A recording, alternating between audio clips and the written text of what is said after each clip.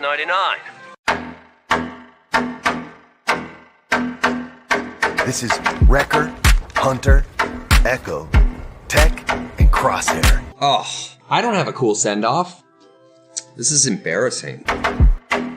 Obviously, we are different. We're all you're getting. Ha! We're all you need. They call themselves the Dad Batch.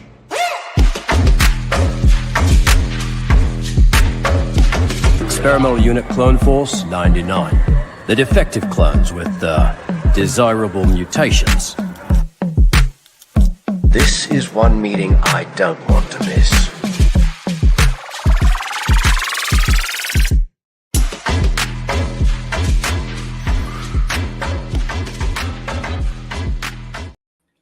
Hello, everybody, and welcome to another edition of the Dad Batch Podcast, episode 157. My name is Stevie Kicks, and I am one of your four hosts this evening. And with us, as always, the other Dad Batchers, your space daddies. First up, you know him as the Left Coast Avenger. We know him as Dadpool. It's Luke Yates. What's up, buddy? What's up, buddies? How are you? How are you reeling from the FOMO from last week? Oh God, the FOMO. I mean, why bring up? You're gonna relive it. Why? Yeah. Why bring up? I know, because you had the FOMO. We Yes. went over it last week. Yes. I presume it was very cathartic for you. It was therapeutic. Yes. Are you healed? Are you over it? No, I'll never be over it. Okay, because we're gonna reopen some wounds tonight. Hey, good thing I got some the mutant healing factor. I got some lemon juice too for you. Next up, Get he's probably on the road again or back from some work trip. It's Money Ain't Easy. Brian Cook. What's up, man? How are you? Can I get a new intro, dude? It's kind of No. like Luke's is so cool. He's Dadpool. Like Your I'm money. Okay. driving. Is money easy? Nope. It ain't easy. I ain't So, Scared money, money- don't make money. Money ain't Start. easy. Don't be How are starved. you, man? I'm good. I'm home. You're home. I know this is the time of year when you start gearing up for all the biznaz you got going on. How's your garage looking? Terrible. I just got like 800 boxes of samples. So I got through like 2/3 of it today. So I got another third tomorrow. And then I got like this week. Well, tomorrow's Friday. I have next week. And then after next week, it's see ya in January. Right on. And you're doing the deer hunting too, right? Deer hunting Yes. season has started. Mhm, So- mhm, mhm, mhm, mhm. To be honest, man, I was expecting a lot more from the hunting with Crosshair. I don't know. I've only been twice, and the last time ASMR. I went, I didn't have the ability to do the live stream that I did when I went the first time. So I've only been 2 times. So, but fun fact, Luke, our Yes. old work friend Shelly, I'm actually going up to their property. Oh, wow, They live in Shelly. Virginia. Yep, Okay. I'm going up to hunt with her husband Oscar. No way. on that's Sunday so night. Cool. We'll give her, Yeah, give her a big hug for me. I will. From the fam. Nice, Liz too. nice. Yep, I will. Nice. Guys, John and Ramey. I know I said Ramey would be back this week. He unfortunately had to still go on assignment. So John and Ramey will be back next week. I promise. I know I've been saying that for weeks now, but I promise they'll be here. Well, they Well, promise. me. Raimi pulled the wool over us. So Yeah. he's like, I'm back. Just kidding. I'm not. But guys, we have something. We have something that we haven't had in quite some time. I don't think we've had it this season. We have a special guest in the Marauder.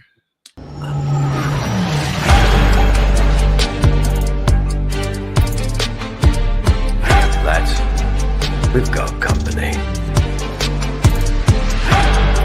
You want to sit with us? That's never happened before. He's the creative director of Heroes and Villains, where he leads the brand's distinctive fusion of storytelling and in-universe streetwear design. With a passion for blending pop culture, artistry, and a bold visual identity, he drives the creative vision that brings each collection to life. Ladies and gentlemen, a long overdue welcome to the Marauder. It's Doug Johnson. How are you, man? What's Dougie up? Fresh. What an intro, dude. I'm available to did read that AI intro write at. No, man, that's from the heart. That was freestyle rap bars. Right That was beautiful, man. You know, like in a Can I get a Endgame, copy of that? you know, in Endgame when like Captain makes that whole speech and then Rocket's like, he's pretty good at that. That's Steven. I did an intro for somebody. Who was it? I think it was D Baker. I did his intro, and he requested that I just follow him everywhere and He like, did. Yeah. be his personal like intro person. I was like, okay, I could do that. What's up, man? How are you? Good. How are you guys? We're chilling, dude. So welcome to the Marauder. Your first time on the show. First time host, long time listener, I hope. Yeah, I'm selective in my listening, but I listen to you guys recap. One of my favorite episodes is, of course, the Airbnb in San Diego. Mad Real World secret episode. Yeah, the underground episode. Well, that was a good episode Yes. because you guys were the audience, so it put us all right at Bro, That was so much fun. I can't tell you how straight to the heart that episode hit me. So, but yeah, I listen to you guys recap it. Luke, I'm sorry, bro, but you did kill it without being there. So, Oh, dude, I know, man. Well, I was there in Obi-Wan Kenobi spirit, man. I was like a Force ghost, yeah, hanging Force in the booth. Ghost for sure. Yeah. You're just a blue ghost in the background. Yeah. Hey, hold this. I can't. I am a Force ghost. Oh man, Yeah, it looked insane. I can't wait to hear. it's crazy that Doug hasn't been on. I get you've been on our live stuff, but I've been on the two live ones at San Diego, but yeah, here I am. Well, we're gonna put you through the paces tonight. I presume you're gonna stay for the whole show. Whatever it takes, bro. I'm here for I like that. Whatever it He's takes. hosting the news segment for Raimi. We forgot to tell him. No, I'm not doing that. I have zero preparedness for this. We have a light show tonight, guys. So not too many topics to talk about. However, I do want to get into there's some Star Wars news that happened this week. Really? And, yeah, I didn't know that. Just a little bit, and we're gonna do a deep dive on it. I have notes, so many notes for the news that I need to go over, and I definitely want to get your guys' take on this. And don't break any NDAs, Doug. I want to talk a little bit about New York, so that we can rub it in Luke's face a little bit more. Yes, please. We'll go over the box office. We got some Workbench going on tonight. We got the news, and then we'll round it off with a little Marvel minute. So yeah, let's get into it. Obviously, Doug, I think you just got back in from New York. I did. So I let me, New York was a whirlwind, and we kind of talked a little bit about the convention aspect of it last week, but for the listeners who don't know you, or maybe for the listeners who aren't aware of what Heroes and Villains is, can you give us the soup to nuts backstory of, we want to know how you came up with Heroes and Villains, how you started, and maybe the journey of how we got to New York. Okay, well, that's a big one. So the way Heroes and Villains started, I always worked within a wholesale business. And we joined ranks with Lucas at some point along the way. And we started, well, okay, first of all, Star Wars product is prevalent across the world, right? There's oodles and oodles of Star Wars product out there, right? So I have to give props to my old-time friend and creative director, Nate Grant, who I worked with for years. And we pitched this deck to Lucas and acquiring rights, and we got the rights to do wholesale business within Lucas. And in that process, we started kind of kicking around. At that time, I was creative director over men's accessories wholesale. And we started kicking around the ideas of like what would be different Star Wars product, because everything you see out there, right? It's assets, it's Darth Vader on a tee, it's Luke or whatever it may be, but it's just assets. It's very clip art. It's very like cut and paste. Yeah, and I mean, there's no disrespect. Like, it's beautiful art because I mean they have, you know, incredible talent there that create these assets and drive that through. But when you look at it like holistically, that all of those assets, all of that art that's created and provided to designers and manufacturers, everybody gets the same thing. So how are you going to differentiate in the market and do something different? And so we started like brainstorming and coming up with ideas, and just kind of fell upon this this route where we were building gear that made you feel like you're part of the universe, and everyday gear that you could wear, and when you put your backpack on, you feel like you're an X-wing pilot. But it doesn't have a graphic of an X-wing, or it doesn't have, you know, Luke flying, whatever. It just has the vibe of being a X-wing pilot. And you know, I kind of like developed this ethos of, you know, I always said it this way. I said, I don't want to make a Darth Vader backpack. I want to make Darth Vader's backpack. Right. So like, what Darth Vader's backpack look like? What would a stormtrooper wear on his day off, or when he's chilling in the barracks? Like, what does that look like?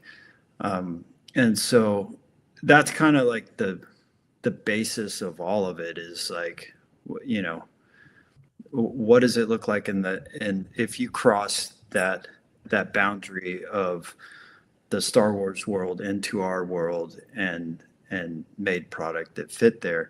So that's kind of where we started, and that was a wholesale differentiation, which, as those of you in the industry, Brian, I'm sure, know, Luke as well, the wholesale business, you're kind of beholden to what a retailer wants or can afford or deems appropriate price point, or this, that, and the other.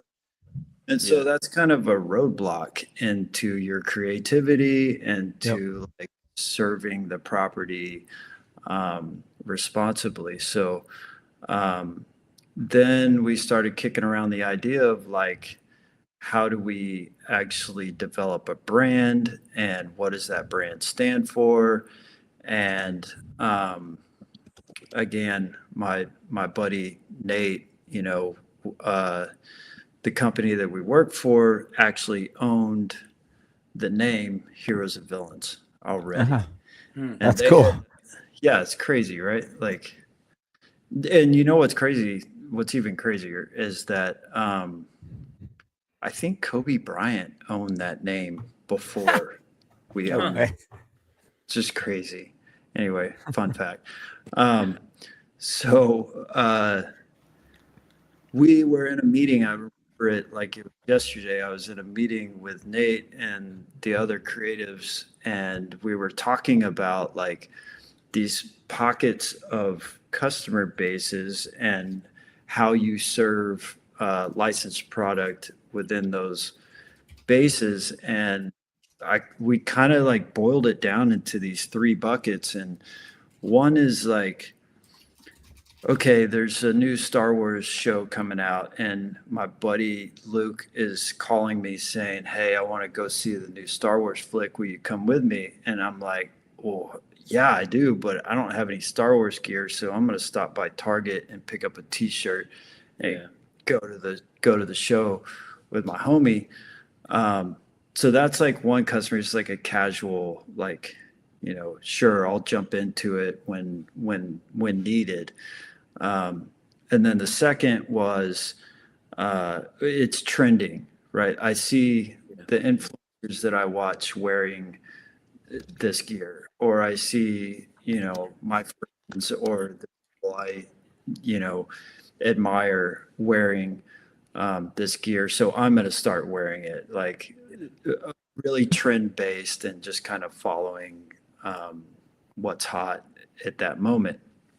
And then lastly, of course, is where we landed. And that's the true fan that consumes all of the content and like lives in that world and knows the intricacies, can identify when you screw up, like you know, in that space, you can never claim to be the mastermind of everything because somebody will always tear you down. They always know there's so much out there and everybody knows more than everybody else. So, and those are the true fans that get it and will respect the pieces and understand that like a logo slap or a graphic slap out of a style guide is the same thing that the other two guys are going to buy at Target or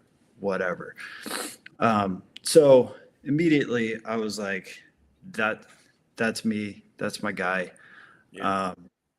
And we had Heroes and Villains, and I was like, I'll take that name and I'll take that route and I'll go for it. So that's where it started, and we pitched it, and the rest is history. I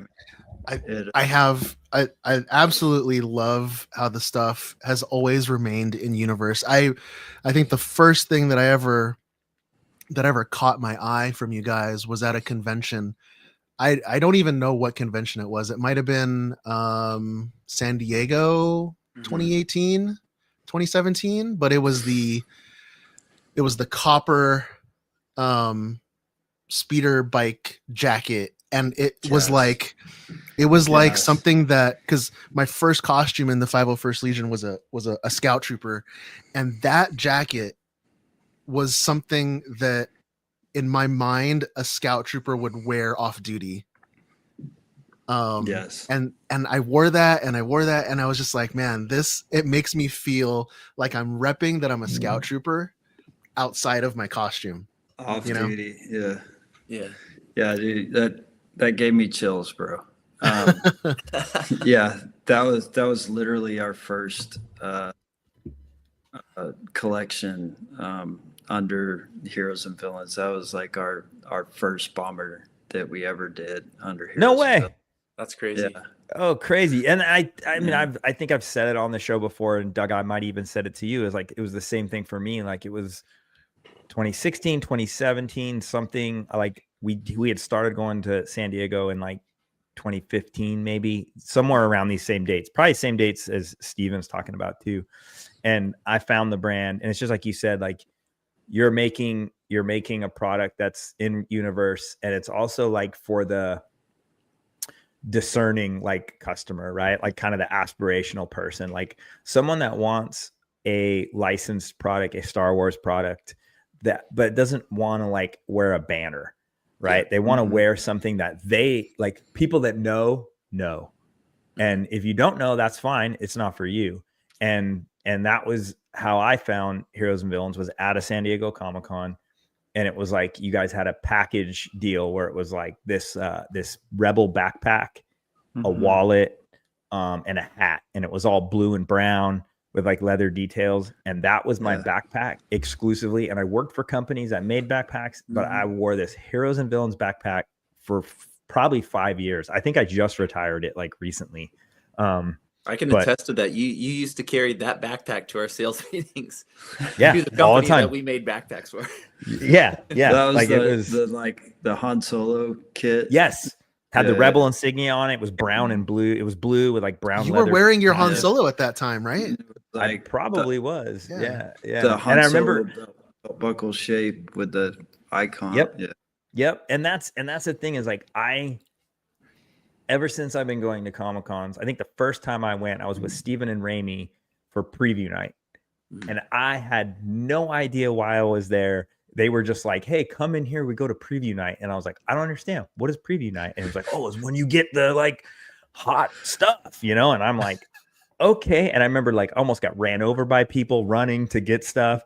And I found y'all, and you had, I think, each day, like the collect, or maybe that pack was like limited for the price, because it was like a lower price if you bought the pack, whatever.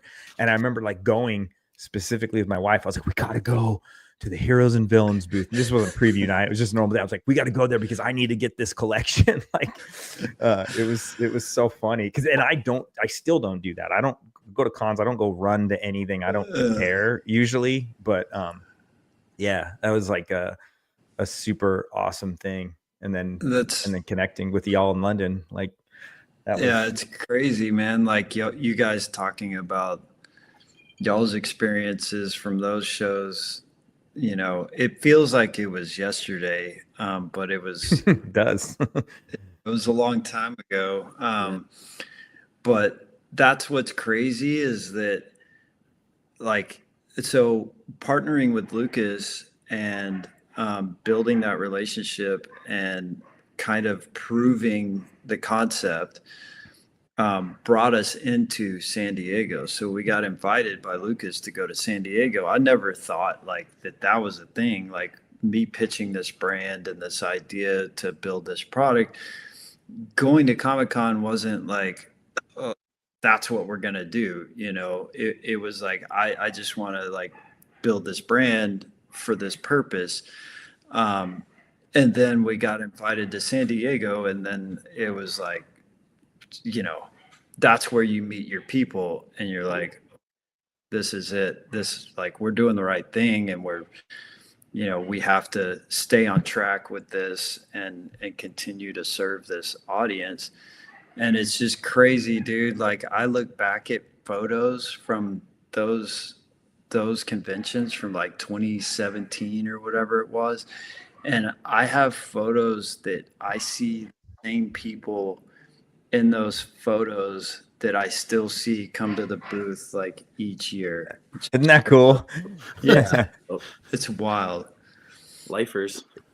Yeah, So wild. it's like recognition for what you're doing, right? Yeah. Like it's to know that people keep coming back to shop what you're putting out is gratifying, right? It's like you had this concept and this idea of what you wanted to do with it, and you're doing it, and it's validated. Dude, like we all like that, right? One of the only pieces of Star Wars apparel or accessories that I've ever bought was a roll top backpack that you guys did. That was like an Imperial style backpack. Also got it at San Diego Comic-Con, and I also ran that thing everywhere, and it was so subtle, you know. And you would get, to Brian's point, you know, you would get that 1 out of 100th person that would go, dude, what is that bag? You know, like somebody, you know, we're in action sports. So we've got friends that are skateboarders, snowboarders, surfers that like Star Wars, of course.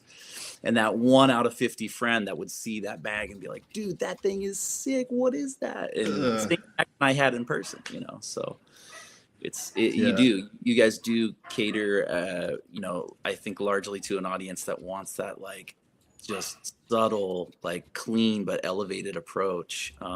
You know, and you guys do a wide range of stuff, of course. You guys have, logoed items and stuff that also speak to a wide audience, but to have those pieces that you can represent like your community and like your people and stuff, but don't have to like scream it from the world that it just has a big Star Wars logo on the back itself, Exactly. Yeah. So, I mean, you think about it, like we've all watched Star Wars and we consume that content. Wherever have you seen the Star Wars logo in a Star Wars universe? It doesn't. Yeah. So like chill out on the Star Wars logo. That's baseball's level of ironic. Yeah. So I think my favorite piece so far out of everything has to be and Luke, you have one of these too. Mm-hmm. The Xavier the varsity jacket. The Xavier varsity jacket is just that, and I will say that, and the Inferno Squad jacket with the shoulder patch. Nice. Like those two pieces, it just makes me feel like I'm living in the universe. Oh, actually, hold up. This is what I'm wearing for my son's trick or treat on There Friday. it is. Oh my gosh. Cyclops, baby. I'm wearing khakis, this jacket, and these going to Cyclops for my kids. Every time your kid rings the doorbell and says trick or treat, you need to stand in the street and just be Gene. What's wrong with your dad? It's fun. It's funny though, because you guys released that in New York, right? That jacket. Like, you see people with it. Like, it's constantly people like, nice jacket, like that jacket was like this like banger, like blowout, like look at this brand piece. Dude, it's such a dope piece.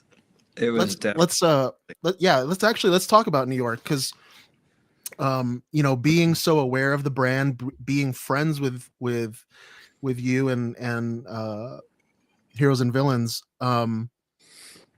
I felt like Luke. I had major FOMO when I saw that you guys created the Xavier Mansion at New York. What was that, 3 years ago?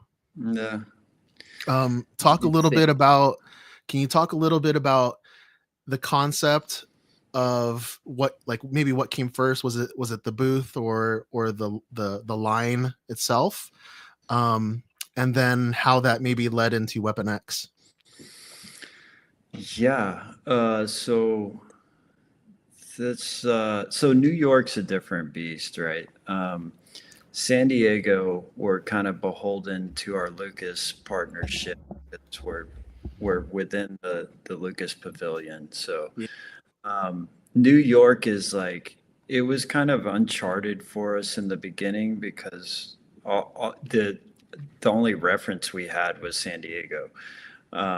So had you seen our booth previous to our Xavier booth, you would have been like, what is going on here? Because it was disjointed, because we didn't know what to throw out there. So we kind of showed up with this like conglomerate of properties and product offering. And we had like, I think it was Wakanda Forever was coming out. And so we had a bunch of Wakanda stuff. And then we had like a grouping of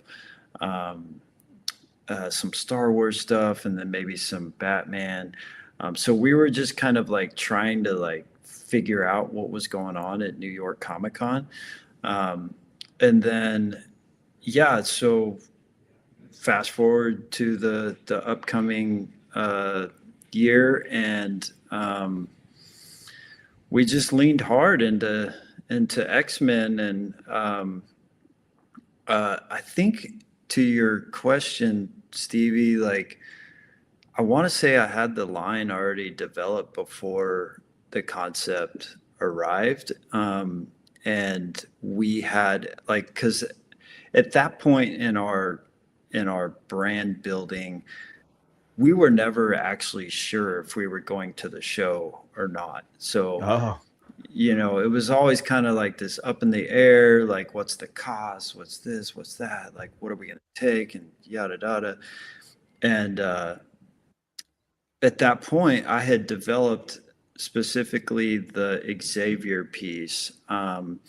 A lot of the other items were kind of repurposed. So we had like a rogue section, and we had a storm section. So like on the other side of the booth, like we had those two outward facing displays, and one side was like straight up Xavier athletics kind of vibe, and then the flip side was like the women's side, and it had Rogue with like a crop hoodie and some joggers and a storm cardigan, and like some storm PJs and stuff. So it honestly, dude, in all honesty, it was kind of kitted together by what we had in the hopper. But the newest things that we were bringing were the Xavier athletics bit. So the Letterman, and then we did like a starter jacket kind of throwback style. We did the like athletic, old school hat, and the like shorts and tee combo. But then like building that booth, like, oh my God, like, so you guys have been through this with us a couple times at this point, and it's been highly detailed and everything. But that one was like so easily done for me, where I just like wrapped those displays in like a mahogany vinyl, and then put little like gold like lights on it, and then went and bought some like cheap gold frames and put frames of like all of the alumni. Oh yes, So sick. dude, and it came out so clean, and I was like, I was tripping on the carpet color, because I was like, Dude, should we do It ties the room together. Come on. smells of rich mahogany. Dude, that is so good. I love that. that like deep red was perfect. Perfect for it. And it was a lot of fun. The SEG like wrap around the back of the booth had like all the alumni in frames around it. So it was still like an experience. Yeah, there you go. Oh, so sick, dude. You could walk around and God. check everybody out. We literally had people at the end of this cutting out, whoever they wanted off of the SEG. So That is so dope. it was fun, but I mean, it was like on the scale of intricacy, it was like mid-level, Yeah. Yeah. Well, now. Yeah, exactly.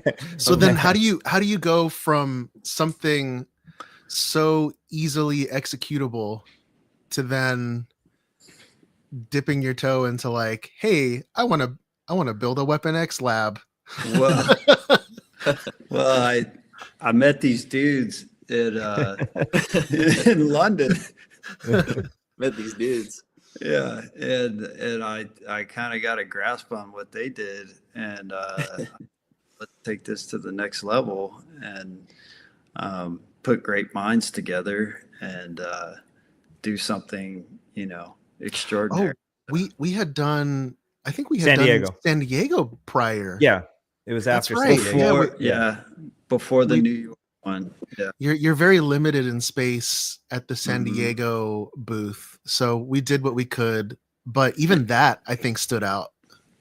Yeah, and that space has fluctuated for us over the years. It's been really weird. Like at one point we had a 10 by 30. Whoa. Yeah, Wow. that was solid. That was great. Yeah. Since then, it's been dialed back. So we get a 10 by 20, and that basically has been said that that's all you get from now on, and nobody will get by 30 ever again. So it is what it is, and that's what we got. But I knew that like putting the Dad Batch sauce in that space would differentiate us, because within that space you're limited to what you actually can do, just because you're working under the Lucas supervision, if you will.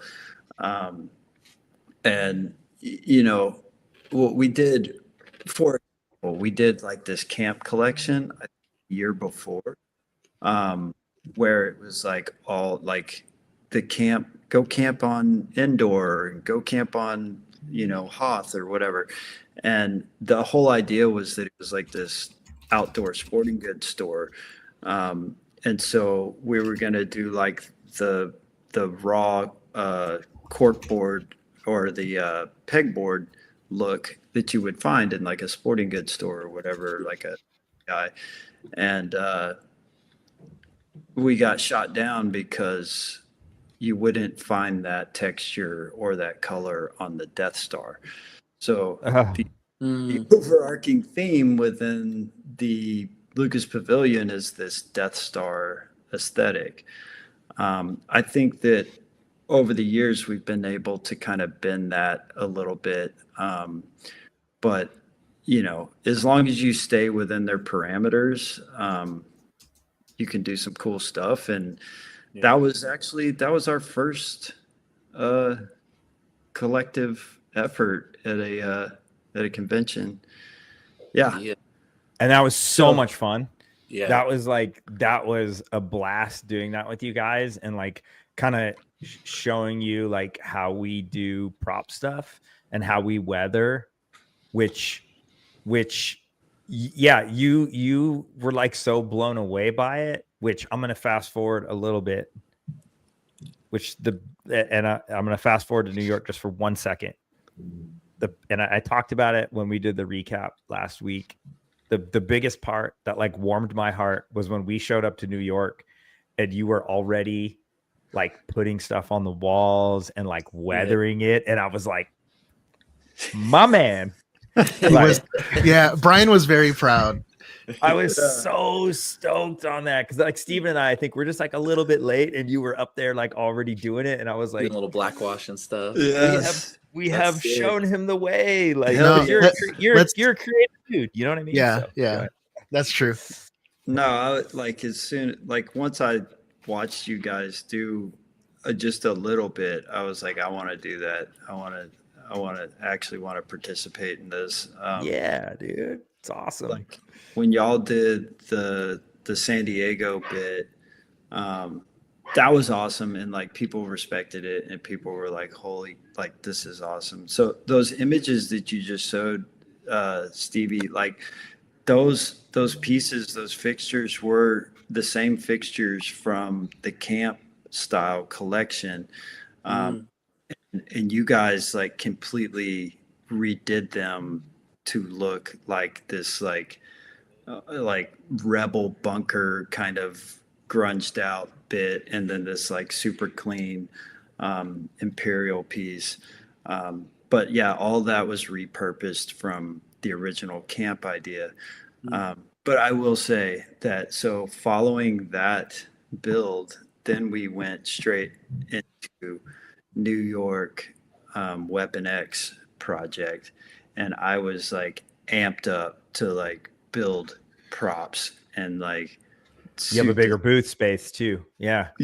And I was like, this is like physical prop play, like, and that whole concept was so sick because it just invited people into the inner space. I mean, it was the same concept as the Xavier, but like this was the next level, with the emergency phone on the wall and the boards and the piping and all those things. Dude, the X-ray was like, that was my favorite part, was the X-rays.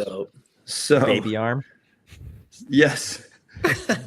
So we rented those X-ray, like those were legit X-ray boards. But homie AC Alberto, my illustrator guy, literally drew. I was like, bro, so we got to draw X-rays. Like, you think you can draw X-rays? He's like, I give it a shot. So, but his background is in like scientific illustration. So like perfect. And he has like a marine biology degree. Like, so he would draw like oceanic creatures and stuff. I'm like, that's This dude is amazing.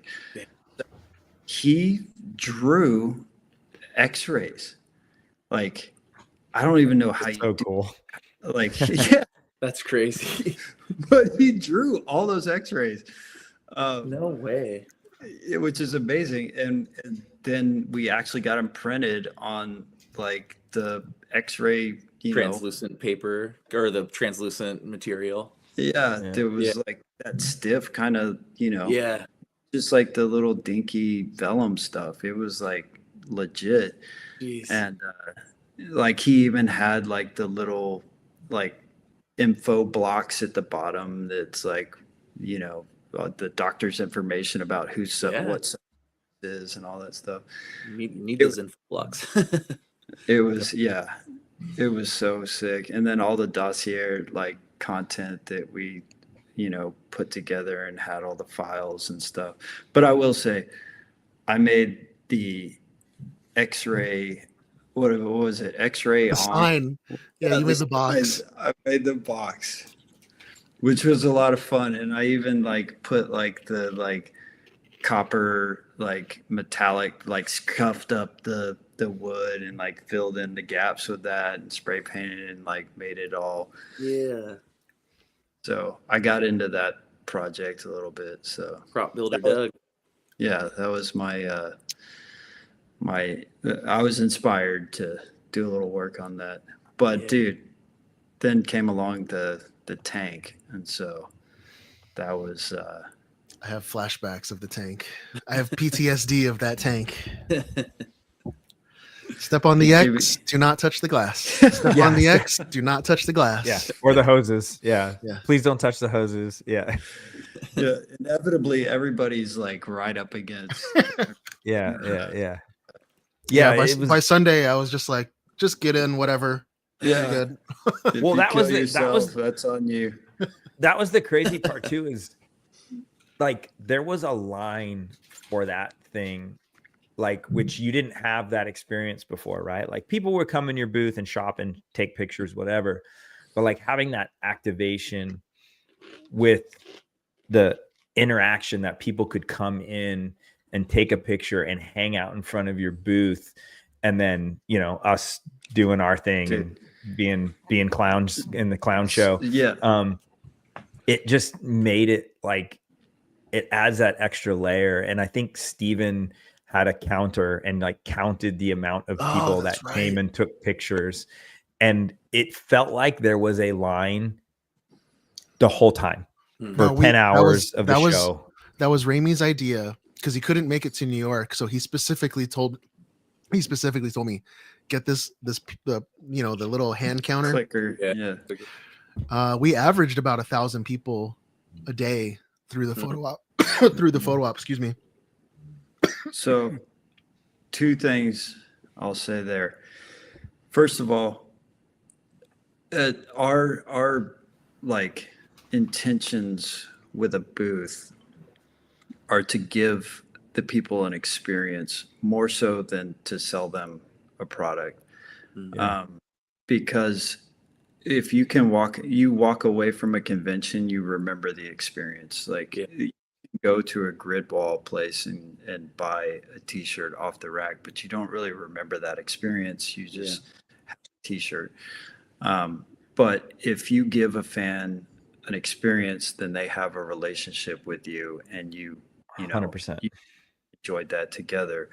The second thing I'll say is that particular show, what brought those people in was Brian Reynolds and the Deadpool, like 1,000%, because there's this level of anxiety at a show where you like see something and you're like, is that interactive or is that just for me to look at, or should I walk around? But when you have somebody in there inviting you in and taking you through the process, then you're engaged, and then you're like, yes, I want to be a part of that. I was standing over there wondering if I could be. Now I've been invited, and so that really kind of pulled it all together to have you guys out there running around and kind of running that, like, hey, this isn't just to look at. Jump in here, take a picture, enjoy it. That's what we had been looking for. I think that the Xavier booth kind of touched on that, where it was like, yeah, walk around, explore, have fun, find cool things, but then Weapon X just took it to the next level. So Yeah. not to mention what we just did. So Yeah, which caught attention, right? Like I remember when the Marvel folks came by and Steven was talking with them, and they're like, Jaw was on the ground, and they were like, and you guys are you're far from the Marvel booth, you're like on the other side. That's where your normal spot was. And somehow they must have caught wind, or were walking around, or just checking in on y'all, or seeing what was going on, and they saw what was going on, and they were just like blown away. And part of what you're saying, like with what Ryan Reynolds did, was like bringing people in and talking to them, which was something that I really take seriously. Is like, we're representing you guys, right? Like we're representing heroes and villains, and Deadpool is crass and crude, and that's the movie, that's the comics, that's how it is, but in that environment, especially with such a close relationship that you guys have with these licensees, right? Like these giant entities, like there comes, with great power comes great responsibility. Like there's a sensitivity there. And that was something that I really, told Ryan to really, be PG-13, like try to, there was a lot of kids. I felt like, you told Ryan? You told Ryan that? I told Ryan that, because he was the Deadpool running around. So was just trying to, keep it at a level to where, if Marvel folks did come by, like, hey, like they're not desecrating the sacred brand, Yep. 100%. I found that to be, and I think that helped, it helps, and it helped us this past October. So yeah, I mean, 1,000%, man. Like if for us, we're representing Marvel, and if you're representing heroes and villains, vicariously you're representing Marvel. So it is, I mean, it's delicate, but it's an awesome place to be. What I've always thought was like super enchanting about the whole thing is like what we are doing is expanding that universe. Like it's an incredible universe from incredible minds, legendary writers and producers and storytellers. And then somehow we've fallen into this position of being able to like expand that story to people in real time at a show, which is insane. Like, and honor it too, right? Yeah. So that's so cool. Well, no pressure, but I and this is not, I'm not blowing smoke or anything, and this is no exaggeration, but I promise you, I heard an attendee at New York this year, and this person was telling their friend all about the history of the Heroes and Villains booth. Like they were like, oh yeah, they had the Xavier thing, and then they had the Weapon X lab, and now this year they have this. And you know what they said? They said, I can't wait to see what they have next year. and I just got like this like chill up my neck, like, oh crap. Yeah, dude, cold sweat. Every freaking time, bro. Every time you get there, you do it, it's amazing, and then somebody comes up and says, so what are you gonna do next time? You're like, it wasn't even Sunday yet, and I was just like, oh man, come on. All right, guys. Well, you know what? That's awesome, Doug. And it's so speaking not as a partner with you on these booths and stuff and on these experiences. As a fan, it is so reassuring for me to know that there are still companies out there that are treating the booth experience with such reverence that you guys are doing, as much as the clothing line itself. Because you're absolutely right. When I'm going to these conventions, which have become so, I don't know, the conventions, they just feel like they've gotten so big and so cookie cutter that it does feel like you're just walking up to a pop-up store to get some merchandise and then leave. And the exclusivity of the merchandise is supposed to be all that matters.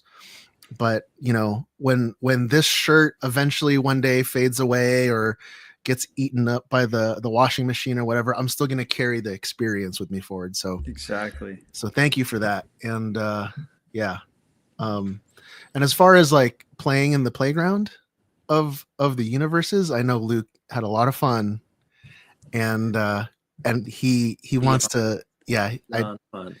You gotta. He's gonna want to dip his toes in that Luke that pool again. Was incredible, dude.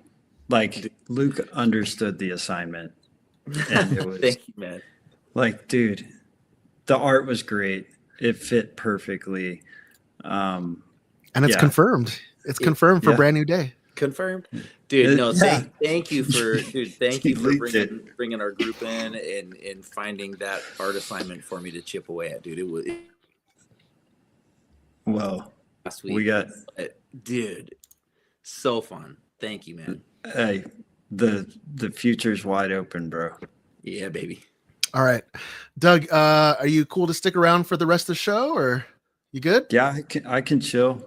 All right, cool. My dog crazy over there, but I can chill. Right on.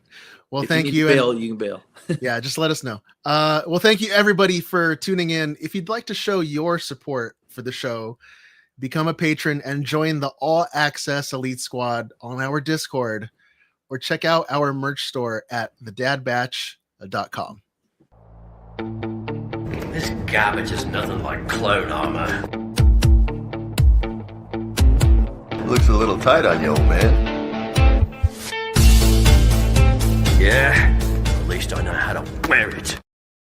That's right, everybody. It's time for the weekly workbench. All right, gentlemen, who is working on what? Oh, boy. Well, I actually I built a shed this week. That was pretty cool in my backyard. That was like the most workbenchy thing I actually did this week. But I did get something that came a couple days ago that is fits within the parameters of the show in the workbench. So sadly, I did not make it to New York Comic Con, and I will be hell or high water next year, no doubt. Blocked out. I will, dude. You guys have heard the things I'll do for a Klondike bar. And it's you're going, bro. You're going. But when I was in the early stages of planning this, part of beyond the contribution I got to make on the art side was going to be there at the show with you guys, and I was going to be fulfilling the role of a Frank Castle for that weekend, and I was going to be doing kind of my own style, as if Frank Castle had the look of like the 80s and 90s comic aesthetic, but kind of blended into the MCU. So this week, from our one of our show sponsors, White Sheep Leather, I got my Punisher suit in, and it is so dope. And I'm gonna just kind of hold it up here for any of the video cats.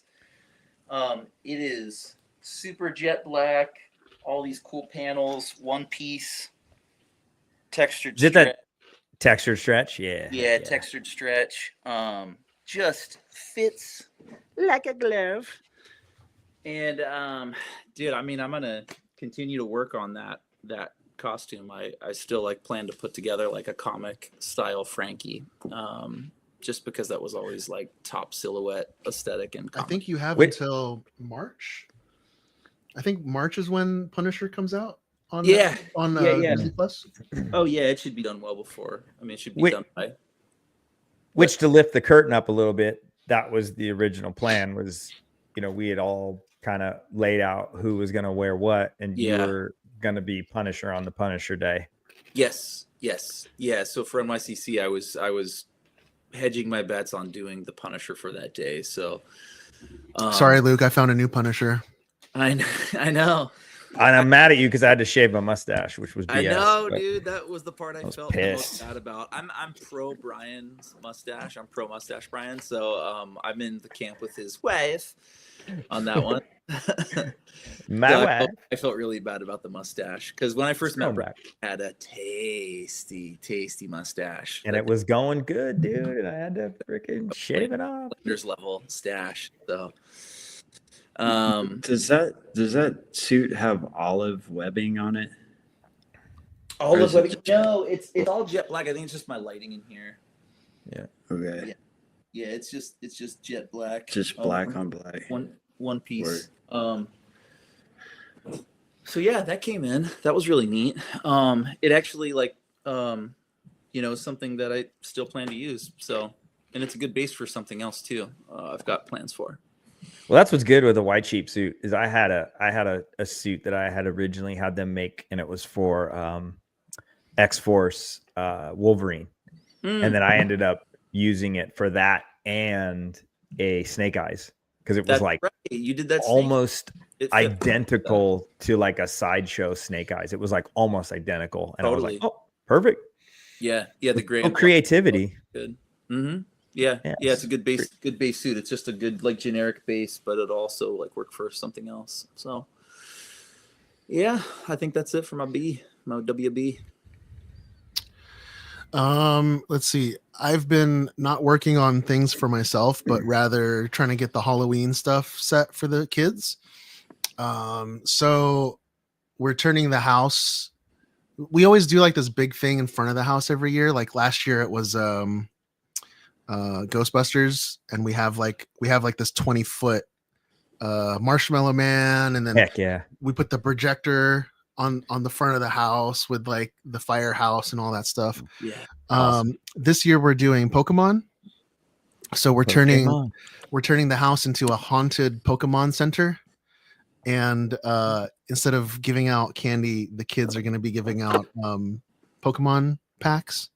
Wow. Yeah, but in order to turn the house into a haunted Pokemon center, my son wants a giant life-size Gengar VMAX. And so there's, Of course he does. Of course. just to, if you're not familiar with what a Gengar VMAX is, I'm going to throw up on the screen right now. No pressure, Dad. No pressure. Yeah, he gets what he wants. Well, and that's the other thing too, is his costume is like, it's got to be accurate now because of what he's seen with Dad doing. Well, yeah, after Kid Pool, he's like, I have expectations now, Pops. Okay. Like, So this is what it is. And so he wants this giant Pokemon, and he wants the trick-or-treaters to be able to like walk through the mouth to get to our house. And I'm already like, okay, so I got to build this giant archway. That's And brilliant. I got to it's got to be freestanding and withstand the wind and all, and it's got to look like a oh my god. Comic-Con designer activate. Yeah. That looks like 4 archways you have to build to walk down the tunnel. Yeah, so that's on my workbench right now. But we'll see what happens with that. Other than that, nothing much. I think that's it for my workbench.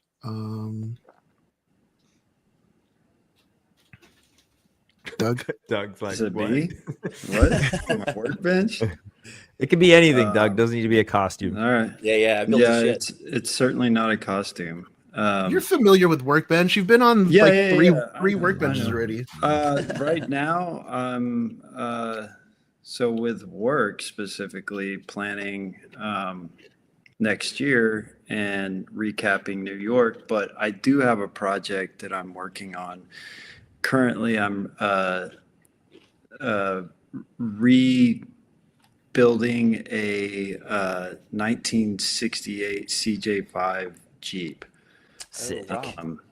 So I think I have some boxes on the front patio right now, but this is a Jeep that my great grandmother bought, new, So sick.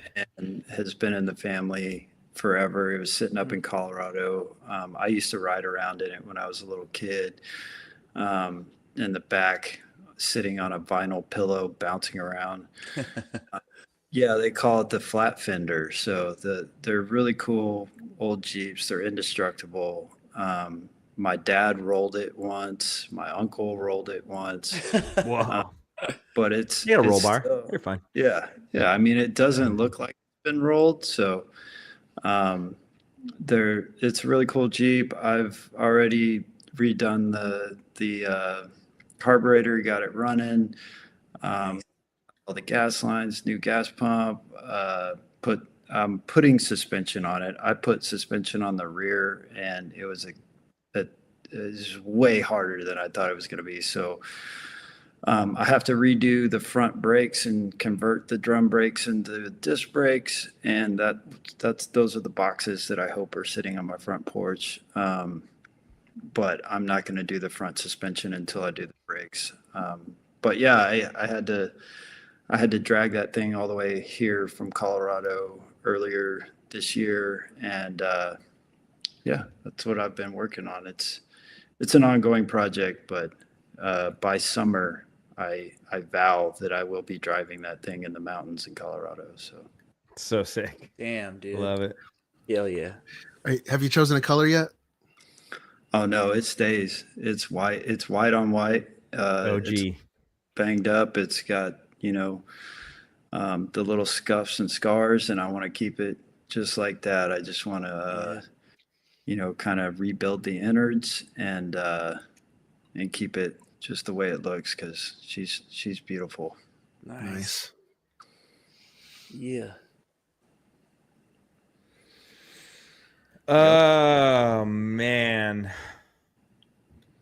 I've been making repairs on Deadpool after New York. Had some things pop and come unglued and all that fun stuff. I got a new mask that arrived the day after I left from New York, so that was cool.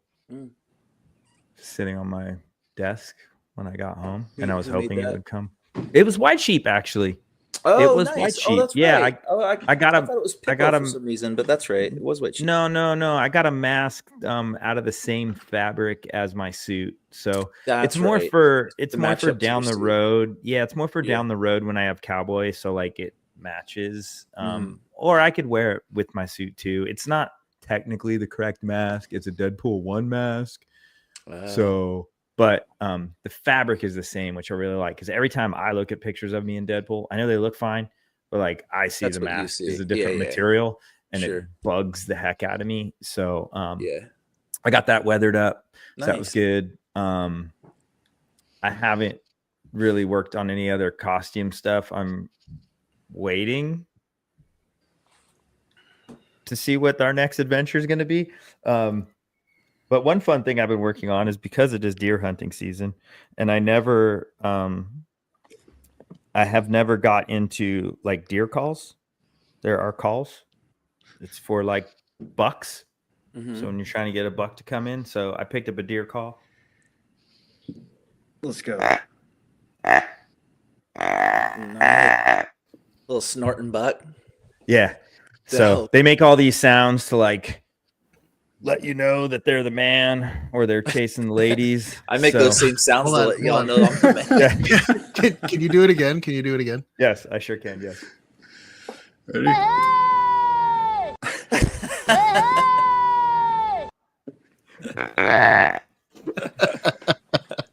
So I just got off. I was on the road for a couple days, and I had a lot of driving. So while I was driving, I was just sitting there like.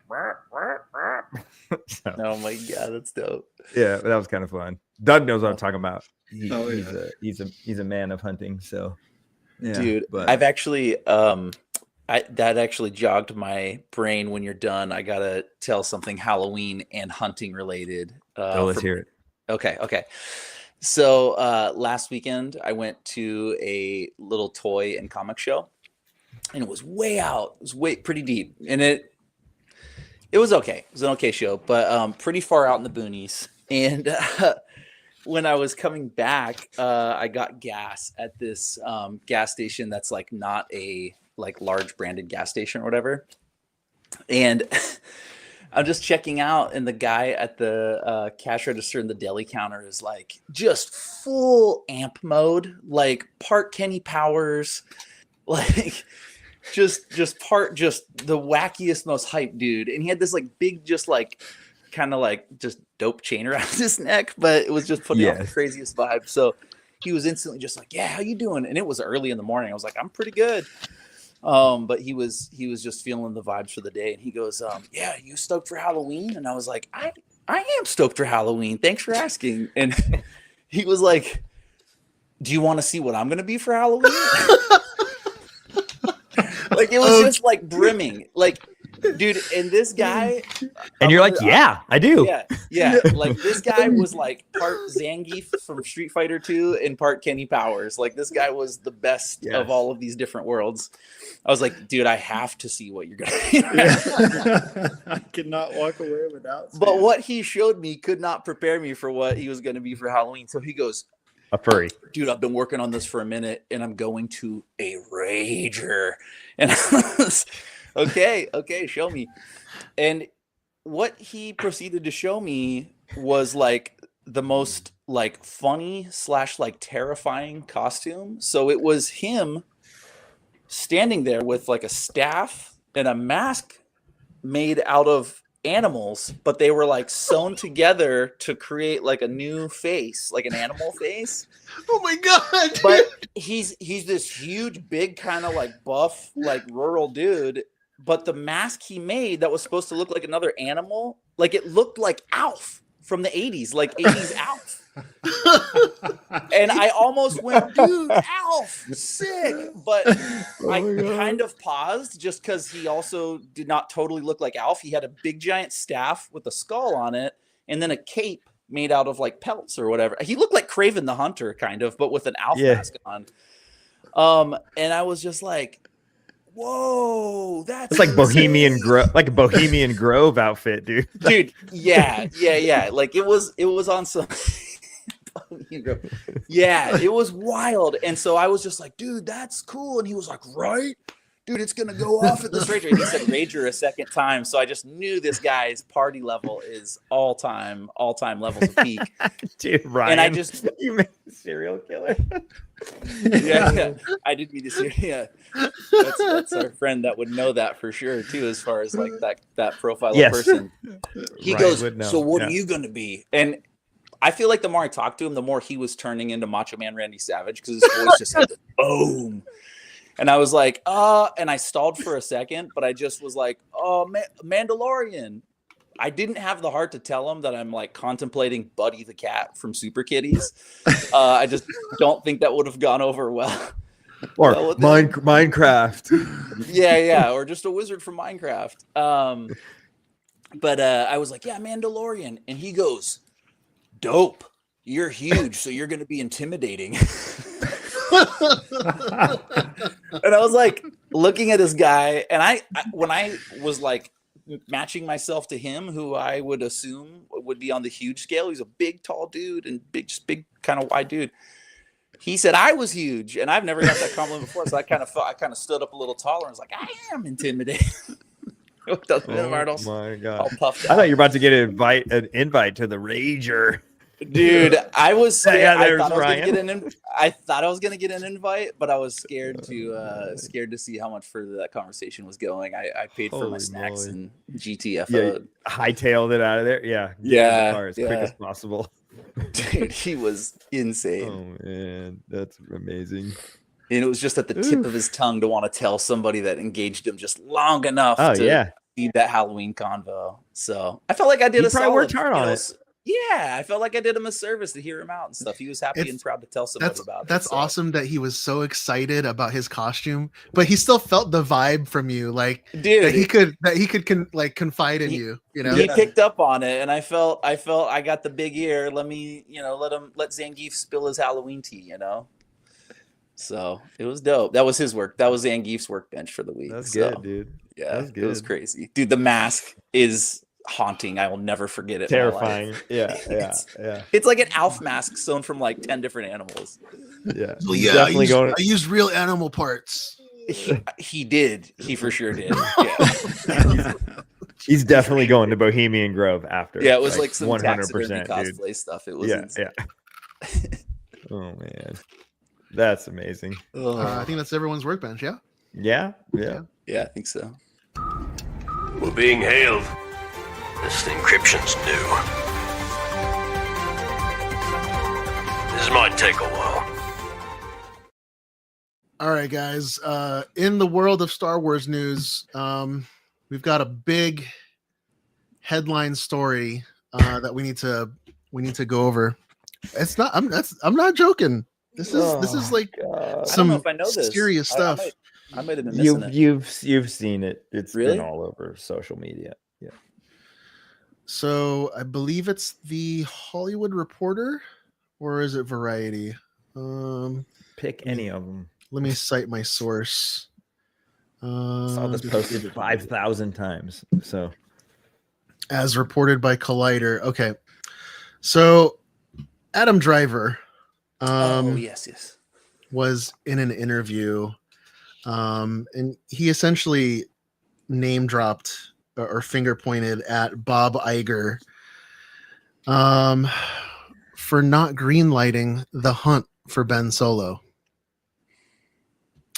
So Adam Driver, along with Steven Soderbergh, they came up with this whole plot, this whole movie, this entire concept. It was fleshed out with a screenplay, even a script. It was going to take place after the trilogy. It was going to be The Hunt for Ben Solo. Lucasfilm, everyone at Lucasfilm loved the idea.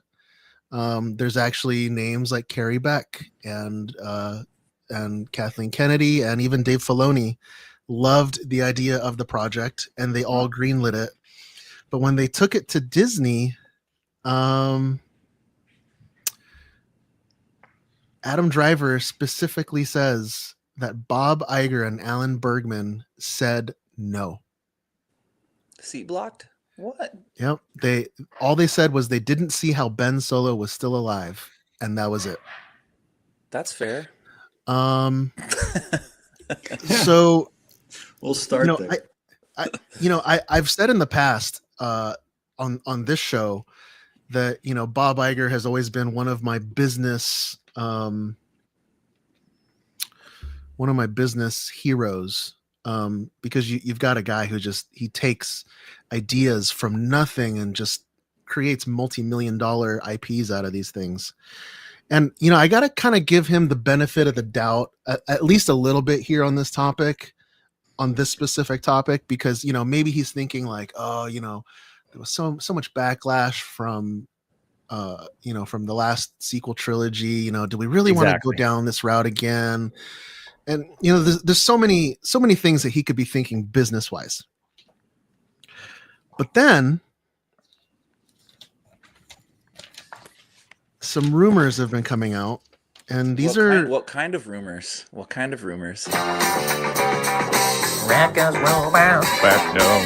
Records romance.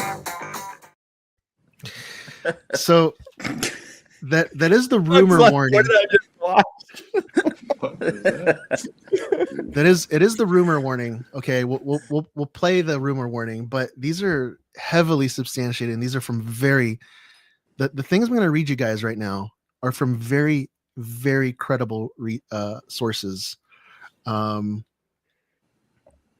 which will they're going to remain anonymous. A lot of these come from Josh at the Den of Nerds from his sources, and these sources in the past have been 100% right.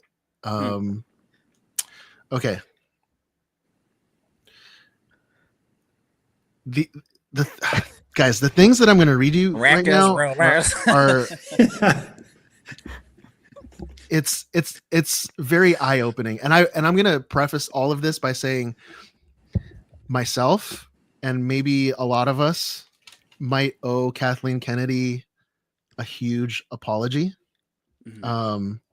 just for all the vitriol that she's had to go through over the years, because it's looking like she's just been the silent, good little girl running the company for who knows how long, maybe since the beginning. Clone Wars. So the Clone Wars. Initially, Kathleen Kennedy wanted to keep it as is and let Filoni and crew write it out. Damn. It was one of the first things that Bob wanted to kill when they took over. Oof. And this is gonna lead into why it's basically being substantiated now that Bob just doesn't like George Lucas at all. Let me pull something up on my phone really quick. He didn't want to bring back Clone Wars. Kathy fought tooth and nail, even putting her job at risk, to bring back the Clone Wars. Damn. For its final season. Damn. And Dave Filoni actually wanted to do the Son of Dathomir arc for that final season. Bob said no because it would have made the season 16 episodes instead of the 12 that we got. Oh, snap. Mando and Grogu is 100% Bob Iger. So apparently there were scripts for Mando season 4 that were 100% done for the season. This is crazy here. Boba Fett was going to be the main focus of the season, and it was going to repair his character. Somebody kill me, please. Bob Iger said season 4 was not going to happen. Move it all to Pinewood Studios, so that we can get the bigger tax credits. And he quote said, "We need to have Star Wars back in theaters." And the source also says that Pedro Pascal is actually seen with his helmet off in the movie for only about 10 minutes. Mm-hmm. Kenobi. The Kenobi movie was killed by Iger. Actually, this was killed by both Bobs. Bob Iger initially killed it. Bob Chapek killed it again, and then he greenlit it into the show that it turned out to be. And he's the one that brought in all the extra people to rewrite it. The Rise of Skywalker. This was also a complete Iger move. He absolutely refused to move the release date of Christmas. And so he brought in J.J. Abrams to basically just rush it out. All because he didn't want to miss the deadline. Wanted to hit a date. And I mean, we've seen it's on the internet if you want to go find the original scripts and screenplays for what Rise of Skywalker was supposed to be. Mm-hmm. All of that was thrown out because they wanted to meet the release date. Crazy. Okay, so here's another big one. Kathleen. Good God. Kathleen Kennedy wanted Ray and Luke to actually be the main focus of the sequel trilogy. But Bob wanted to put a death to the Skywalkers or end the Skywalker saga. And he was the one actually pushing that Luke was going to be the bad mentor. Like bad as in crappy. Mm-hmm. Hold on, I got more pages here. Oh God. Okay. Does this go till midnight or what? How long does this go? There was a Darth Bane series Oh, what? in production. Bob killed it. Come on, Bob. This is gonna make a lot of our listeners cry. There was a Knights of the Old Republic movie trilogy in pre-production. Bob killed it. KOTOR. Knights of the Old Republic. Originally, back in 2012, Kathleen Kennedy wanted to keep George Lucas's scripts for the sequel trilogy. Bob killed it. What? Come on, man. Like I said, Kathleen Kennedy wanted Ray and Luke to be the main focus of the trilogy, but Bob wanted to move forward with more Disney grounded stuff rather than more George Lucas grounded stuff. And it just says that there has been massive tension between Kathleen Kennedy and Iger after George Lucas left the production of Episode 7 because of the scripts. Now, there was an article that came out on the Hollywood, an article that came out on the Hollywood Reporter. This is dated September 24th, 2019. And it's titled Bob Iger Reveals George Lucas Felt Betrayed by Disney's Star Wars Plans. Now, do you guys remember the whole white slavers comment that George Lucas made on, I think it was 60 Minutes? So this was so that interview was pretty much the interview was pretty much right after he was ousted out of the Episode 7 stuff, and he accused Disney of being white slavers taking over his stuff. And he's since retracted that statement. Sure. And simply, I think he retracted it because Bob most likely told him, like, what are you doing? And this is all kind of documented in the Bob Iger memoir in his book. But he basically said, what are you doing? You're hurting your stock price. And a lot of the money that you sold Star Wars for is tied to that stock price. Yeah. So ever since then, George Lucas has really stepped back on that, walked back on that. Let's see here. So basically all of these rumors validate probably why he killed Ben Solo. So we needed all these Han Solo potential, the search for Ben Solo.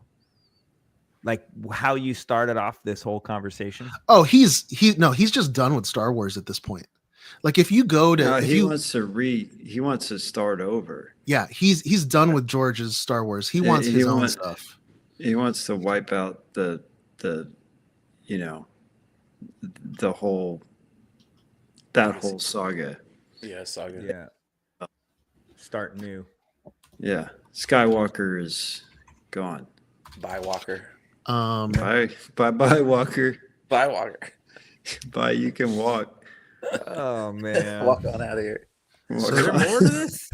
So this He's still going.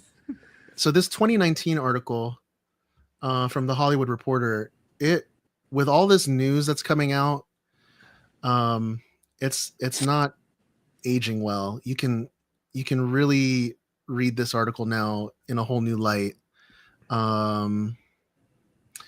While Disney's revival of the Star Wars franchise has been met with widespread success, one particularly influential figure wasn't on board with the creative choices made in creating the story of Rey, Kylo, et al., George Lucas, the man who created the franchise more than 4 decades ago. The extent of Lucas's disappointment in the direction of the Star Wars franchise under Disney's control has been revealed via Bob Iger's memoir. In the book, Iger explains that Disney purchased Lucas's outlines for 3 new movies when it made a deal to acquire Lucasfilm in 2012. Although that purchase was in part made out of sense of obligation, it suggested we decided we needed to buy them.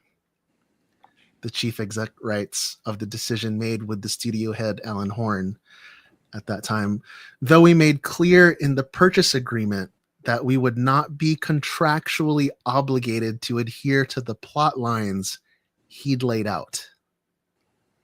Biscuits. As it turned out, Disney and Lucasfilm didn't follow Lucas's lead for the new movies, a decision Lucas discovered when Lucasfilm head Kathleen Kennedy and Star Wars The Force Awakens writers J.J. Abrams and Michael Arndt met to discuss the new trilogy and specifically the 2015 installment. George immediately got upset as they began to describe the plot, and it dawned on him that we weren't using one of the stories he submitted during the negotiations. Iger writes, George knew we weren't contractually bound to anything, but he thought that our buying the story treatments was a tacit promise that we'd follow them. And he was disappointed that his story was being discarded. I'd been so careful since our first conversation not to mislead him in any way, and I didn't think I had now, but I could have handled it better.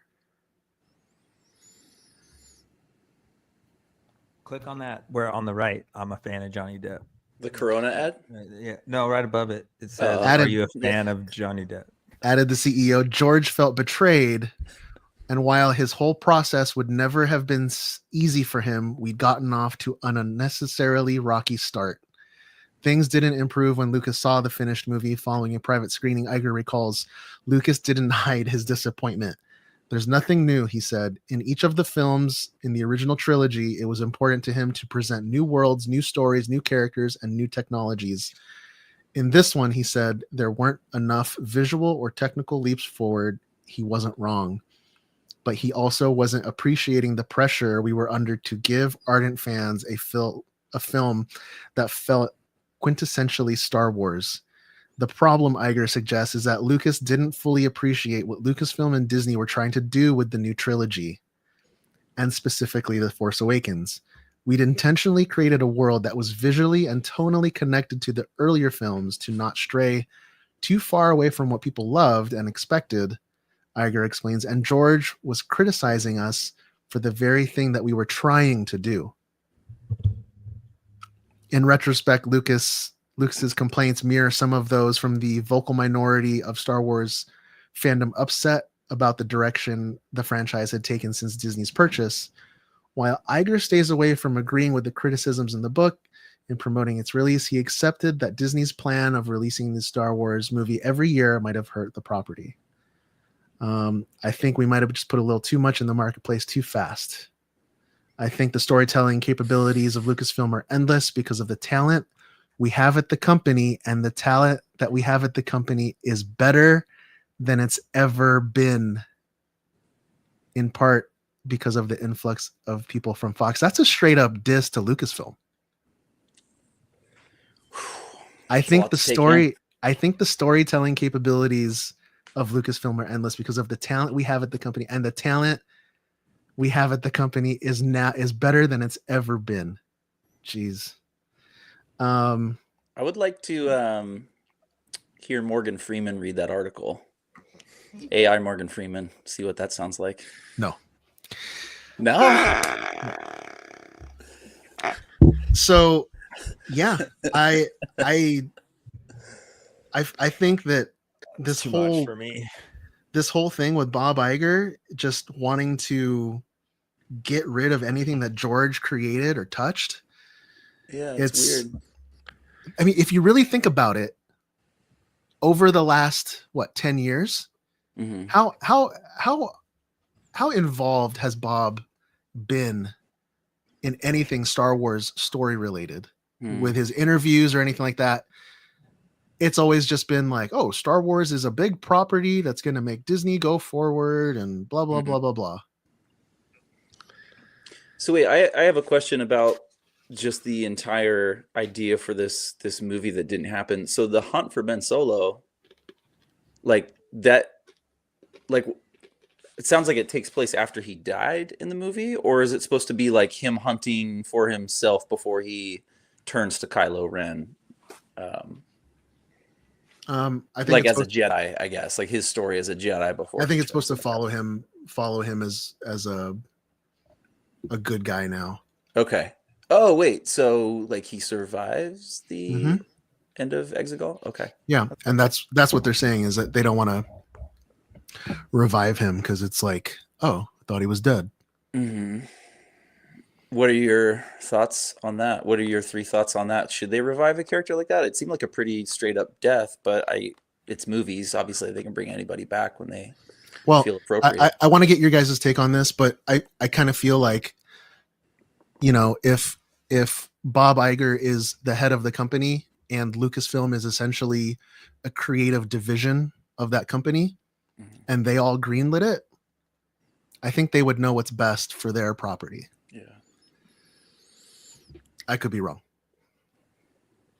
I think that it's a marketing situation, and I hate to say that, and I hate that fact, but you know, when Star Wars was originally created, it wasn't built around marketing. It was built around just imagination and creativity and making something awesome and making people feel like they were in a different world. And that has evolved into this massive franchise that is now based around marketing and selling. And I think that's like the biggest evil that's playing a part in making these decisions. It's a sad perspective, but I think we've already seen it in a lot of the films that have come out, targeting specific, specific markets. So I think that's more like probably his role is to fall into whatever marketing guidelines they've, set forth for the franchise, and it just sucks for us. Ultimately, sorry, that sucked. What do you think, Brian? I don't care. Aren't you the one saying that we need Star Wars movies? Yeah, I agree, but like all this like reputable source and the Hollywood Reporter and Reddit and it's like, and then like getting angry about movies that backdoor rumor might have happened and it's validated, it isn't validated. I really don't. I will go I don't back. care.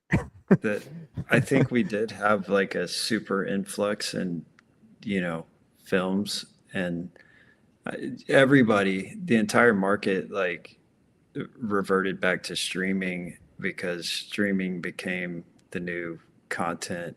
And it's time, now they're seeing that it's time to shift from that because that becomes overbearing as well.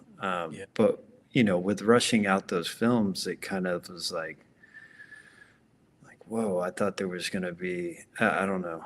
I don't want to like get into my opinions or whatever, but I do think that there was like an influx in cinema, and then now an influx in streaming, and now like where do we land from there? So, but I'm excited to see the next couple years, what's coming, because I think there should be pretty good stuff. Disney, go ahead.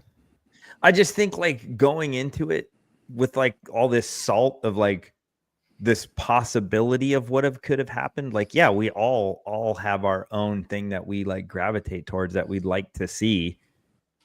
But again, it's like the rumor mill, right? There's two sides to there's three sides to every story. There's one side, the other side, and the truth's in the middle. So like this kind of stuff to me, it's just like, yeah, I did want to see like other sequel trilogy stories, but okay, I saw my Instagram was just filled with that Adam Driver thing, and I'm like, okay, so let's all just get all fired up about something that didn't happen, that we don't know exactly was going to happen because something written in a thing. It's just could have totally well. too. I mean, it came from Adam Driver's mouth. Yeah, it's just but who? So you're get mad. You're just saying like, it's I'm not watching Star Wars anymore. Yeah, you know what I mean. You're just saying like, it's a moot point. It didn't materialize, and so it's getting people kind of amped up. It does suck that we didn't get it because you've got Steven Soderbergh, who's that sounds one of the greatest directors in the last 20 years. Actually penned this with Ben Solo. with Adam Driver, who's like, and I mean, in my opinion, Adam Driver was probably one of the best parts of the sequel trilogy. For sure. There's just been like a bunch of different things that have happened. I think that's what like Doug was saying too. It was like there was the shift to streaming, and then there was shift back to movies, and I just feel like when the end of the sequel trilogy came out, it was after Endgame, and Marvel had this 10-year plan like rolled out. Star Wars didn't have that 10-year plan. Star Wars made 3 movies, and then years later they made 3 more movies, and then 3 years later, or however, not 3 years, but years later, they're seeing the same thing now with Marvel. Is that they pumped it out so fast, and now what are they reverting back to? They're one movie a year. Right. Yeah. It's also things change, and big companies are trying to be nimble and switch around and follow what's going to work. And there are countless things have been cut and laid on the floor, in every, industry or aspect, and, universe, DC, Marvel, Star Wars, all of it. And you never know, like nobody ever knows, like, oh yeah, like I want to see the Boba Fett story. And then you're just like, wait, what the F? What was that? And then who knew that the Mandalorian was gonna be such a banger? And then Andor, so there's like these things that they hit and they miss, but there's like so many other things that have fallen on the floor already. I don't know how they got to the Mandalorian when there was so much other content that they could have played with, prior to that. But like the Mandalorian has been their bread and butter over this period of time between the films. And now we have, the real cinematic Mando coming to theaters. So yeah, I mean, they got to lean into their strengths and cut their weaknesses. And I think they probably had some pretty hard criticism from those films and wanted to go elsewhere. But again, like I'm kind of in the same boat as Brian. It's like, I don't care because I know there's so much content that I wish or would like to see that somebody's always going to crap on and tell me I can't see it. So I'll move on. Hopefully we get a Ben Solo film in like the next, it's been 10 years. So in the next 20 years. Yeah. Let's do it. Let's get a Ben Solo series. Grandpa Solo. What were you going to say, Luke? I was just gonna kind of tag up on what you guys were saying about just content, like a project like that, like we don't hear about it, and then we hear about like what could have been, and to Doug's point, there's all of these projects that we kind of hear through the ether of that have been propped up as being something in production, like the X-Wing, Top Gun-esque kind of show that was being kicked around for a while, and some of those projects. And I think at the end of the day, like everybody showing on social media, like how much that was like a news story to them, just shows there's an appetite for more Star Wars. So I think we should be all be stoked about that end of the day. I absolutely I mean, Brian was saying that it's all over his feed, likewise on mine, but I absolutely didn't anticipate or expect such a cult backing behind a missed Ben Solo flick. Yeah. You know? That brings me to like something we were talking about a couple weeks ago about like getting far enough away from these sequel movies now where people are starting to look back at them with a little bit more reverence and going, you know what? Some of that's kind of dope, or some of that affected me in a way that I didn't really think about. Now they're thinking, wow, it would be insane to have a Ben Solo movie, a bookmark some of this stuff, you know? So. Well, one thing that's not on the cutting room floor. That was a good segue. I like that. That's good. Solid. One thing that's not on the cutting room floor is Star Wars Eclipse. You guys know this as the video game that we keep talking about like every 6 months for the last 7 years. So David Cage, the head of Quantic Dream, the video game developer, he posted on his social media with an interview. He said, "Of course, development of Star Wars Eclipse continues. We are eager to share more with you in the future." Yeah, that's it for that. I mean, I know that we always play that trailer. It's I think it's been 4 or 5 years now since it's been announced. So we'll see what happens. Let's see here. There was it was reported a few months ago or a few weeks ago that the Rey movie was put on hold in development. There's talks that the Lando movie is getting pushed up to take its place. I don't know how that's going to line up with Childish Gambino's schedule, because we saw that it was going to interfere with his tour schedule, but I don't know. We'll see. Last we heard on the Lando film was that it was still moving forward because his brother was now going to be co-writing it with Childish Gambino. I think that's it for Star Wars news. Yeah, I wish we could see some more of like good content like that. I'm all for bringing in creative directors like Soderbergh, and you know, it was rumored for the longest time that Adam Driver was just done with Star Wars, but after this, he said he'd love to come back for the right project. So we'll see. 3 sides to every story. Interesting.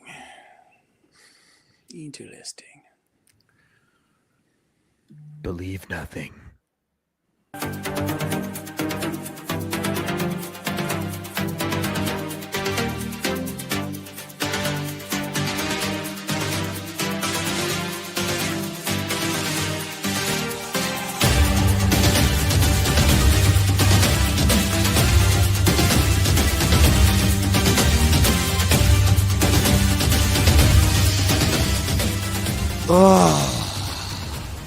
I'm touching myself tonight.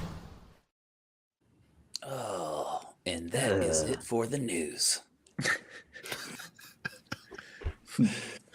Okay, yeah, I got a couple things. It was actually pretty light after coming off of the smorgasbord from NYCC and all the news, but I did find a couple things. Steven, my slideshow is right there. That was ultimate producer move. Look at that. Word up. Okay, so a couple brand new day tidbits off the top. We got a new image of something that might leak a little bit to what we've been guessing about Hulk's comeback in Spider-Man Brand New Day, where he's going to be more of the incredible Hulk that we know, more of the Savage Hulk. Hulk smash. Hulk just doing the thing. And the image, I actually didn't find like a high res enough one that would show up when I was building my little slideshow here for all the audio, for all the video listeners. But Mark Ruffalo is on a gurney and he looks pretty banged up. And so they are, kind of insinuating that, at some point in the movie, he's going to have to get banged up enough that he turns back into the Hulk, and that sets him on his path to be the Hulk that we know and love. And goes back into old Hulk. Yeah. Yeah. Just smart Hulk right now. Yeah. Now here's like the thing that, all of our comic listeners, I sure know. I know Steven knows this. Doug, I don't know how deep back in the, memory banks you go on the comic side, but Hulk, through the era of comics that he was introduced, goes through periods of where he's smart Hulk and then dumbs it back down, and just gets back down to Cookie Monster level Hulk. And so like this whole like thing that we've seen, like his journey through the MCU so far, I think has like ruffled Mark Ruffaloed some feathers. See that? That? Dang, has anybody ever used that before? That's wow. Pretty good. Look at so so I think like people being so like upset about like him being so like soft or smart in the MCU is, they definitely played him a little bit differently than they have in the comics with his personality in terms of like him being in his kind of smart periods. But I do believe like they are following the basic tenets of comics, where this guy's going to swing back into Cookie Monster Hulk. Well, it's going to happen, right? Because like, it's like you put him into this peak thing where like, him and Thanos were like beating the crap out of each other, and he lost, whatever, and then he had all these issues. So he was like peak Hulk. Yeah. And then they brought him down, almost like Thor, right? It's like Thor was like peak in like Infinity War. Knocked and then him they down. made him fat and melted ice cream and like, built him back up. Yeah. And then your normal fans, that's, dude, that's what they do in comics. They just have a longer period of time to do it and a longer attention span than the audience that needs an hour and a half to 2 hour window to get it all done in. So if you didn't have that dialed back part, then he wouldn't have the storytelling character behind him. It would just be like a savage, Yeah. So absolutely. Yeah. You could only use a character like that even more sparingly than they use him currently. So what if because obviously the Hulk has to be added. He has to be added via CG, right? Yeah. So what if we're not even going to get this version of Hulk? What if we're getting like Gray Hulk? Oh, dude. Right. The peak blend between savage and smart, dude. Right. Because I think in the comic he went from green to gray, if I'm not mistaken. No. Very, very, very, very originally Hulk was gray in the comics for like 4 issues, and then they figured out the printing process to get him green. Right. But yes, correct. But I'm saying storyline wise. Yes, storyline. I think he like sacrificed himself at a gamma bomb or something. And then he absorbed it and turned gray. That's exactly it. Yep. What if that's the whole thing? Like Hulk isn't the bad guy in that whole chase that we've been seeing. Yeah. What if Hulk is like trying to like absorb this bomb that's about to go off, this gamma bomb? Dude, that would be insane. Honestly, the era that they are starting to kind of place all of these heroes in, like last week we were talking about like a little bit of that West Coast Avengers lifestyle be sprinkled in. If they're doing Gray Hulk, which would kind of align with that same era of like post Secret Wars, West Coast Avengers starts coming into play. Like, dude, again, the architects and where they kind of move the pieces to then get them so they can start to eventually mingle and intertwine in those right eras. There's a lot more going on, behind the scenes, like moving those pieces around than we get privy to. The conversations are had. So I love the Gray Hulk theory. That's insane. He was my favorite. Mr. Fix-It, Joe Fix-It. Yeah, Joe Fix-It, man. That cover with him and Wolvie as Patch, where they're like both the bouncers in the bar in Madripoor. It's top level. Another brand new day rumor. So this is something that we had talked about a few different times on the pod in the last like couple months, was that Sadie Sink, who's one of the stars on Stranger Things, was not like for sure confirmed as of like a couple months ago, like coming out of the summer. Like there was heavy speculation, but then she did get added to the roster, and then it kind of went silent on like what her involvement might be. So what sprung up most recently was this photo, you know, on set. She's obviously like pretty covered, like in the standard, you know, garb to cover up a costume. But in my photo cut off because of the, you know, the horizontal like lay of the slide, but she does have sticking out of the bottom of her overcoat, you know, which is to block the costume, and she's got a camouflage pant as well as like a kind of like a military style combat boot. And so there is you know, kind of rumor or speculation around her playing this. Records roll bound. Back down. Records roll bound. Meow. Meow. That's so good. That's so good just to slide in when you need to. Tell me if you've heard of this character before. So might be playing Rachel Cole Alves, who is a comic book accomplice of both the Punisher and Spider-Man. And it sounds like she does like street level kind of guy in the chair information work for both of those characters. Sounds like that's a deep cut, man. Dude, Yeah. very deep Not cut. familiar.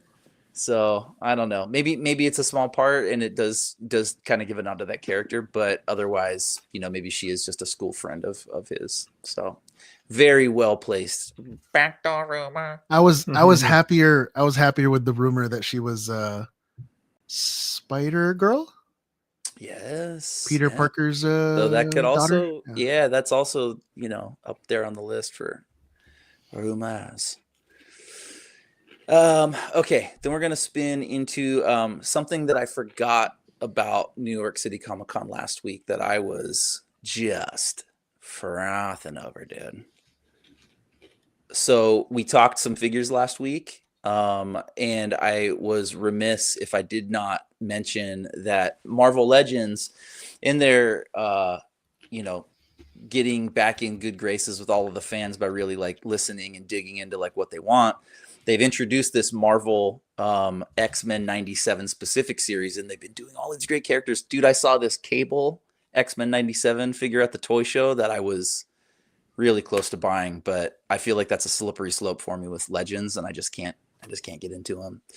But they introduced at New York Comic Con this Sentinel figure that's going to sit in scale and aesthetic as far as like this, you know, the stylization of the figures to the X-Men 97 series. And they've had some Legends Sentinels before, but this one is specific to X-Men 97. And it's a Hasbro Pulse piece, so there will be some exclusivity to it. Big boy. Big boy. I got my little guy right here. I got my little boy right here. Oh, It's- yeah. Okay. This just hit retail, so this you can get online right now.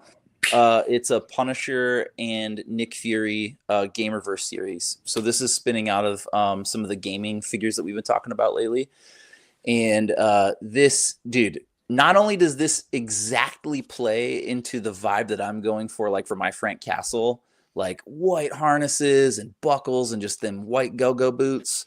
But that Nick Fury from the late 80s, early 90s is also like when he was like kind of doing covert, he was like kicked out of S.H.I.E.L.D. and was kind of fighting with S.H.I.E.L.D. And it was just like a perfect era of comics. It was so good. So I'm psyched to see those figures. I have that game. I have the Punisher video game. It's a side scroller. Yeah, totally. That was a solid arcade game. We might need to do like a game episode that talks just about like, or at least a segment. I'm coming back to that. We might have to do a Marvel segment just on games. Okay, couple comics at the end here for this week. These are available in comic shops as of yesterday. Go buy them. They will be available later on Marvel Unlimited on the app, as well as the other Marvel platform they're doing now. So this is a new, I always try to talk about new number ones, Radioactive Spider-Man by Joe Kelly, who is a super duper longtime Spidey writer. He goes back like way late 90s, early 2000s. Also did a bunch of like really good X-Men stuff, Age of Apocalypse and whatnot. And Kev Walker, insane, did a ton of Thunderbolt stuff. Love that artist. And Giuseppe Camuncoli as the cover, who's also Ledge status. Dude, this blew my hair What back. the heck? It never recovered. Predator Kills the Marvel Universe miniseries happening right now. And I've actually mentioned this previously, and it's been really good. But the Weapon X mashup, the Barry Windsor Smith Weapon X Marvel Comics Presents mashup cover, for any audio listeners that hear me just drooling on the mic, get to the video and look at this because it's insane. That is terrifying. Dude, awesome. Predator and Weapon X gear. I want it. Out of my face. Yeah, they need to make that figure. Dude, that's crazy. That's insane. So, yeah, that's been a really good mini. Dude, so fun. So much violence. It's crazy. And then this was also, kind of on the tail end of some news from a couple weeks ago as well. This is X-Men Book of Revelation #1 by Jed MacKay with Netho Diaz on pencils, who's been doing a lot of X-Men stuff lately too.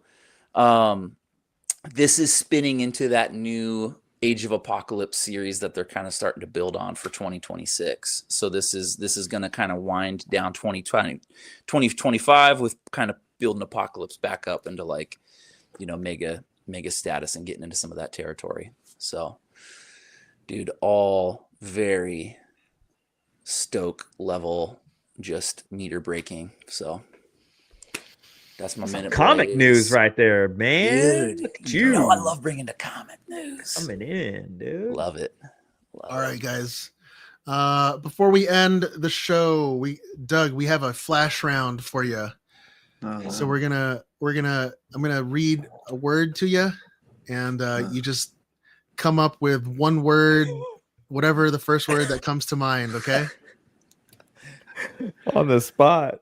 Oh, dude. Oh God. All right, you ready? Yeah. Okay. Obi-Wan Kenobi. Skywalker. Okay. Darth Vader. Skywalker. Darth Vader.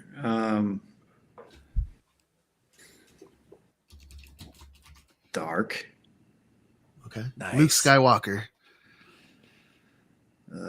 Green. Princess Leia. Hot. That's what I was thinking. He's scoring 100 so far, folks. Spider-Man. Sticky. I was gonna say hot too, but there you go.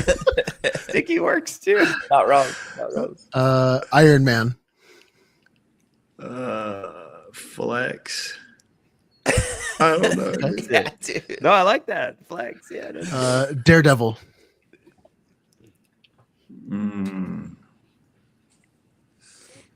Sophisticated. Okay. Ooh. Thanos. Beast. Nice. Doctor Doom. Wise. Ooh, I like that. I like that one. San Diego. Let's go. Okay. And New York. We killed it. Hell yes. Killed it. Blind would have been acceptable. I should have said Luke. Out there. All right, guys. Well, I think that's going to do it for us today. You made it, Doug. You made it to the end of the... Oh, my God. I did. It's way past my bed. Guest host, dude. Way. All right, folks. If you enjoyed listening, feed that algorithm and leave a 5-star review on your podcast app. Be sure to include that cake emoji for Doug. You can follow me at stevie.kicks on Instagram, sometimes on X. Gentlemen, let the listeners know where they can find you. Doug? At Heroes Villains Brand on Instagram or heroesvillains.com. Come check us out. Nice. Brian? Sithing ain't easy. Sithing ain't easy. Sithing ain't easy. Dot. Incorporated. You got .co. Yeah. And Luke. Oh man, how about patreon.com/dadbatchpod? Thank you, You're sir. such a good promoter. Hey man. And you know what? Thank you to our patrons, especially the Suit Up level executive producers. Boy, Oh yes. I saw a picture of New that sh- in new the shirts. Patreon, in the Discord. Enjoy your shirts. We'll never do anything like that again. Or maybe we will. We don't know. Nate says he's gonna make us sign his There's more than 1 year in the yearbook, so Oh, we could write like little things like "Have a great summer." kit. Yeah, Have a Nate summer. have a cool Yeah. summer. All keep in right, touch, well, Nate. Thank you again for listening to episode 157 of the Dad Batch podcast. Be sure to tune in next week for episode 158. And until next time, enjoy your spice responsibly.